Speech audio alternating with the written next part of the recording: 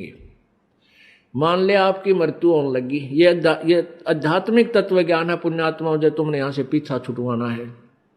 यदि आपको ये ज्ञान हुआ नहीं, भक्ति कर रहे हो, सुख भी देगा भगवान, आपके दुख भी दूर करेगा, आपको धन भी देगा, बहुत सुख कर देगा, और इस ज्ञान की भूल पड़ते ही आपको यहीं फंसा लेगा।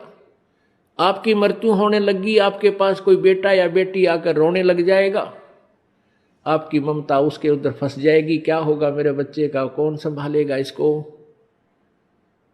और फिर मृत्यु होगी तो आपकी आस्था उस बेटा या बेटी में रह गई।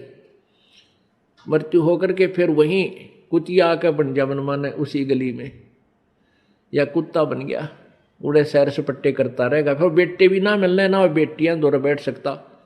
एक परिवार ने खीर बनाई थी, खीर का पात्र था, उसमें सर्फ पड़ गया, पड़ते ही वो मर गया, अंदर बैठ गया नीचे।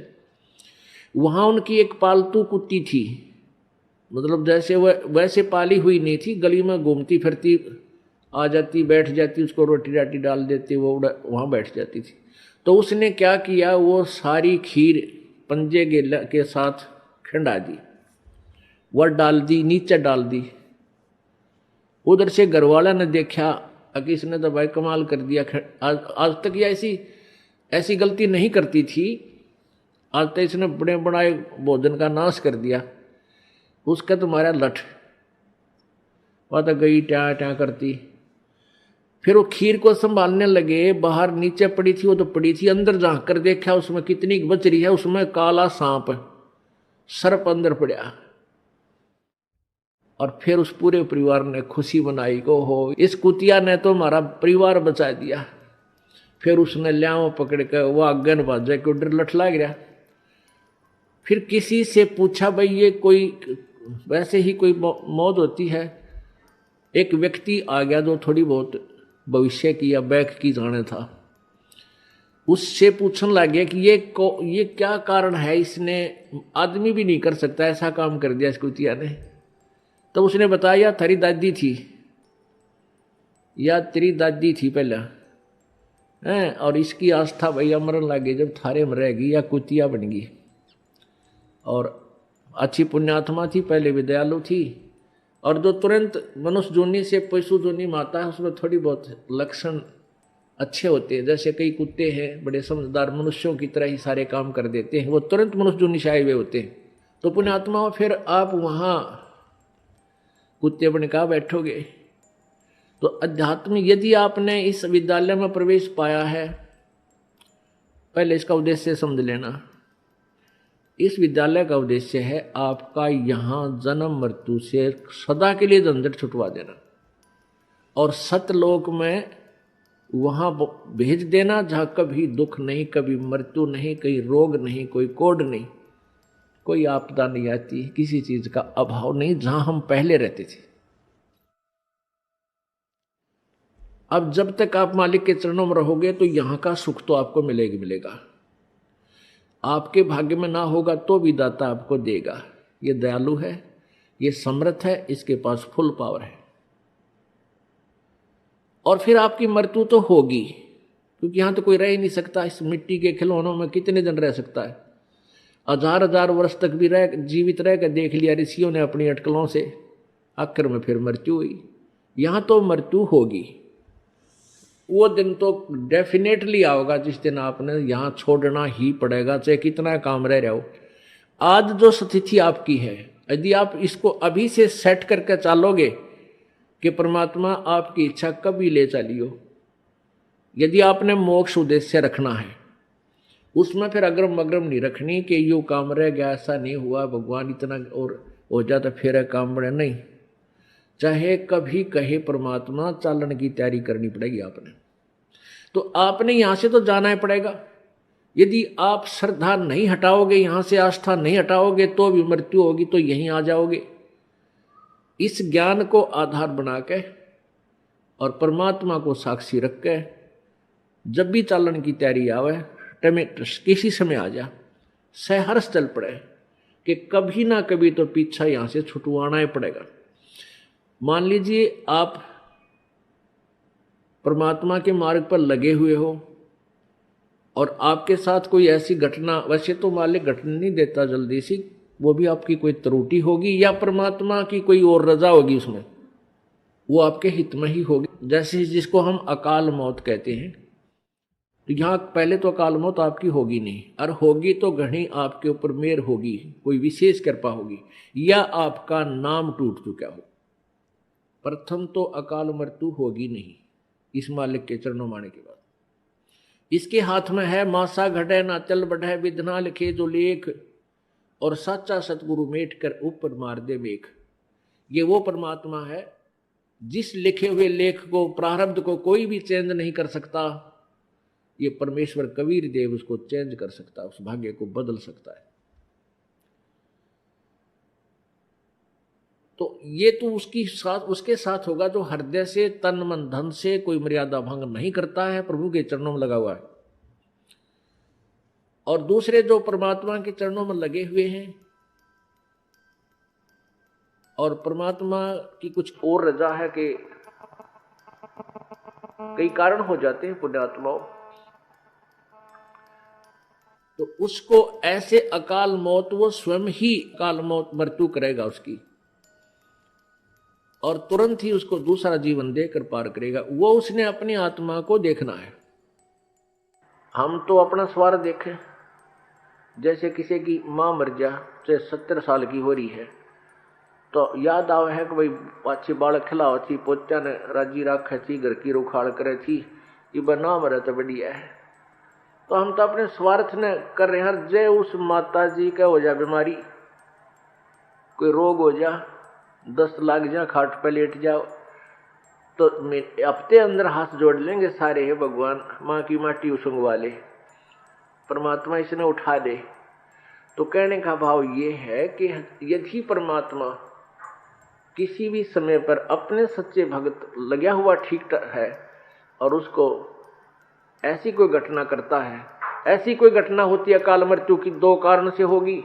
या तो आपका नाम खंड हो चुका है, उसने आपको काल ले गया, या परमात्मा अपने हिसाब से वहां से तुरंत दूसरा जन्म देकर आपको पार करेगा। अपने आत्माओं, हम जैसे दीर्घ रोग है हमारे को जन्म और मृत्यु का एक दीर्घ रोग है, ये कैंसर हो रही है। ये प्रभु का हॉस्पिटल है, ये सतलोक आश्रम बरवाला एंड करो था।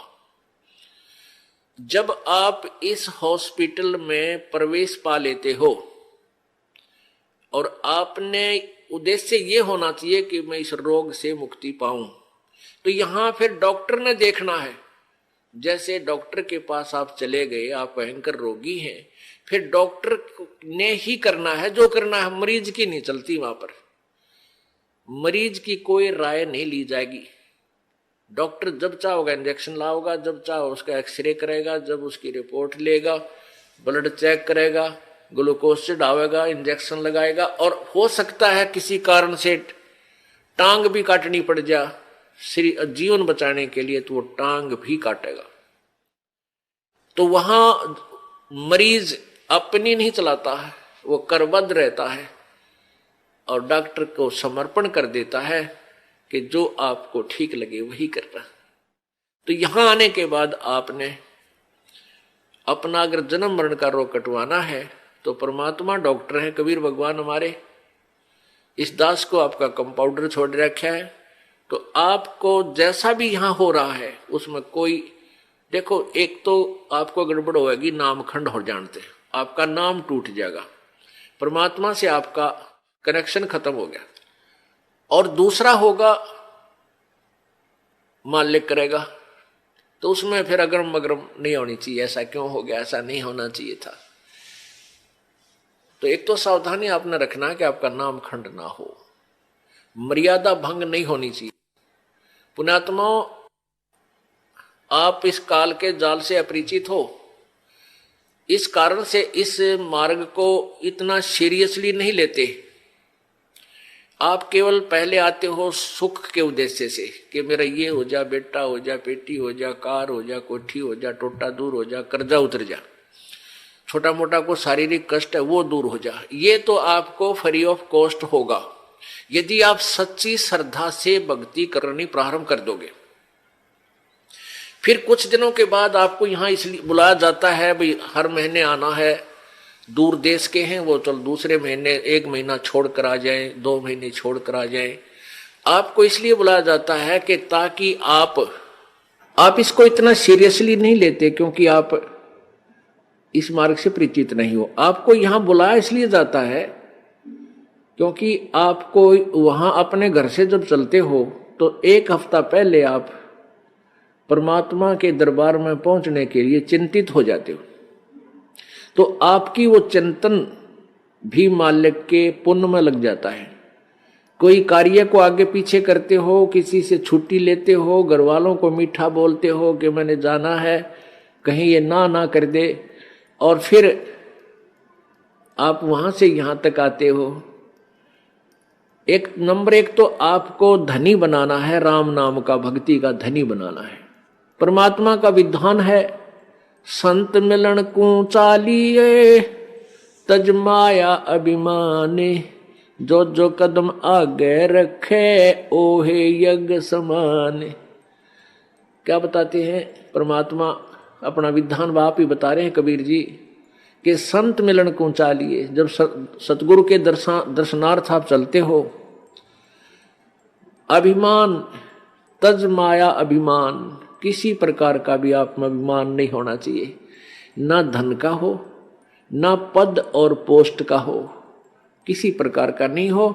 जैसे एक रोगी व्यक्ति जिसको पता लग गया कि तेरी जान जाने वाली है और वो डॉक्टर के पास जाता है, चाहे वो कितना बड़ा अधिकारी है और कितना पैसे वाला है, वहां वो अपनी उस पोस्ट और पैसे को नहीं आगे रखता, उसका दिखावा नहीं करता, अपनी जान बचाना चाहता है। डॉक्टर जहां कहता वहीं लेट जाता है, कपड़े उतारने को कहता तुरंत उतार देता है, कोई रिपोर्ट करवाने के लिए संकेत करता है, लिख कर देता, तुरंत उठकर चला जाता है।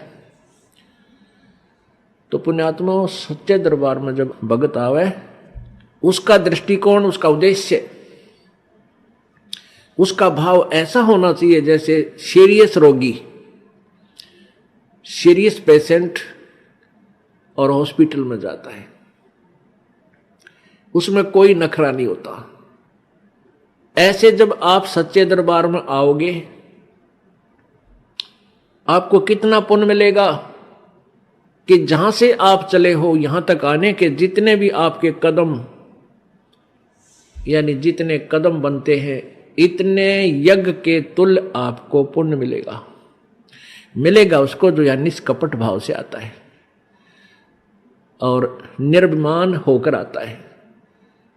जैसे रोगी जाता है हॉस्पिटल में, तो यहां आपको बुलाने का उद्देश्य ये है, नंबर 1 तो आप धनी हो जाओगे, पुण्य बढ़ेंगे आपके, और जो पैसा आपका खर्च होता है यहां किराए पे आने जाने में, ये भी आपके पुण्य में लिखा जाएगा, आपके धर्म में लिखा जाता है, ये पुण्य हो रहा आपका। तो जितना भी आप यहां परमात्मा के चरणों में आओगे आपका पुण्य बढ़ेगा। फिर आप यहां पर 5 यज्ञ होती हैं। एक यज्ञ है धर्म की, या भंडारा चला है भगवान का दिन रात फ्री ऑफ कॉस्ट परमात्मा की तरफ से। यहां जो आप आते हो 10 रुपये, 50 रुपये, 100 रुपये जैसे भी दान पात्र में डालते हो, उसका फिर सामूहिक रूप से भंडारा होता है, कहीं आश्रम का विस्तार होता है, कोई पंखा आता है, कितने दरी बिछाण की मैट लाते हैं, लैट्रिन बाथरूम बनाए जाते हैं, कमरे बनाए जाते हैं, शेड लगाया जाता है। तो ये आपके पैसे इसका पुण्य हुआ और यहां आने वाली दुखी आत्माओं को चैन हुआ। अब कितने कैसे संसार से निकल कर आते हो आप, ट्रेन में आते हो, जेब कतरे साथ बैठे रे मन माने किरा के कर जा। घर से निकलते हो, कोई ठगी है, कोई चोर है, कोई किस तरह का है।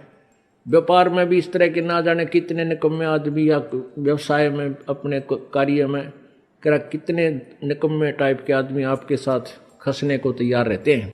और ऊपर से फिर आपके ऊपर ये इतनी आपदाएं, कोई रोगी है, किसी को कोई भूत सता रहा है, किसी का पितर रुष्ट है, किसी का देवता रुष रहा है, और ना जाने कितने रोग कोड आपके लगे हुए।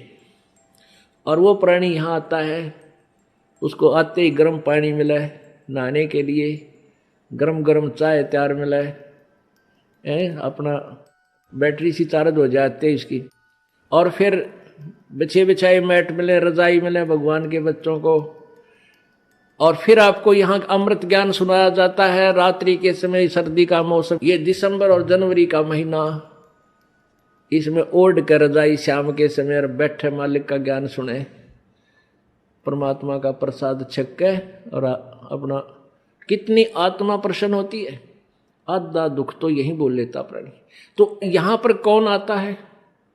यहाँ कोई खाना खाने नहीं आता, यहाँ को रात्रि को सोने के लिए नहीं आता, यहाँ तो परमात्मा के लिए वो प्यारी आत्मा आती है जो परमात्मा के अंश है, जो पिछले जन्मों से उनके चरणों में कहीं ना कहीं किसी ना किसी रूप में वो उनके साथ रहे हैं। अब वो पार हो नहीं पाया, भटक रहे हैं, उनको फिर परमात्मा अपने बच्चों को इकट्ठा कर रहा किसी ना किसी माध्यम से, कोई टीवी से, चैनल से, या किसी पुस्तक से, या किसी मित्र से, रिश्तेदार से, भाई बहन से अपना संदेश भिजवा कर इनको फिर शरण में ले रहा है।